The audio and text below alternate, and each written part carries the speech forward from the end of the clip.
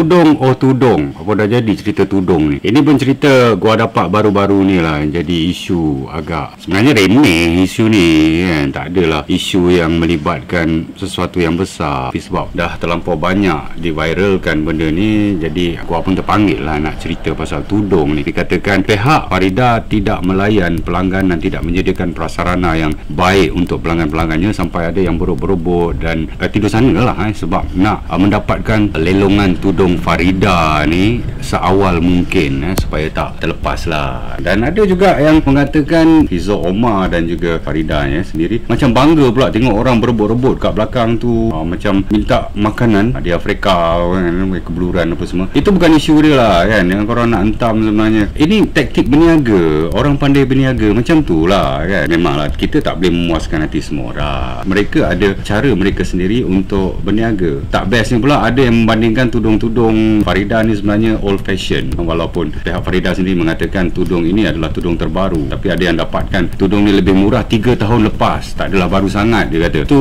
gua tak tahulah bab tudung-tudung ni, gua bukan pakai tudung. Apapun pihak pelanggan mungkin inginkan sesuatu yang lebih baik, layanan lebih baik, prasarananya kan. Walaupun gua setuju itu cara-cara promosi dari pihak Farida. Gua bukan nak hentam macam mana dia berniaga, sebab kalau gua hentam ini bermakna gua hentam perniagaan orang Melayu. Kalau gua hentam ini bermakna gua hentam orang Islam yang berniaga dan membayar zakat. Lu orang berebut-rebut dekat pusat membeli belah yang bukan Melayu punya, itu lu orang tak bising. Orang Melayu nak berniaga, lu orang bising. Apa hal? Hak membeli di tangan pelanggan. Lu orang tak suka, lu orang jangan pergi beli. Yang membeli tu, yang berebut-rebut tu sebab dia orang suka. Lantak dia orang lah kan. Dia orang punya badan, dia orang punya duit. Ini yang kecoh sebenarnya. Orang-orang yang tak membeli, yang tengok oi tak patutlah apa semua, nak jadi hero, jadi dia viralkan lah cerita tentang Farida itu, Farida ini, tudung Farida macam tu, tudung Farida macam ni. Post lah. Patutnya korang sokong orang Melayu punya berniaga, dia orang bayar zakat. Zakat tu nanti dapat membantu orang lain. Takkan itu pun korang nak bagi tahu, bodoh sangat dan korang ni.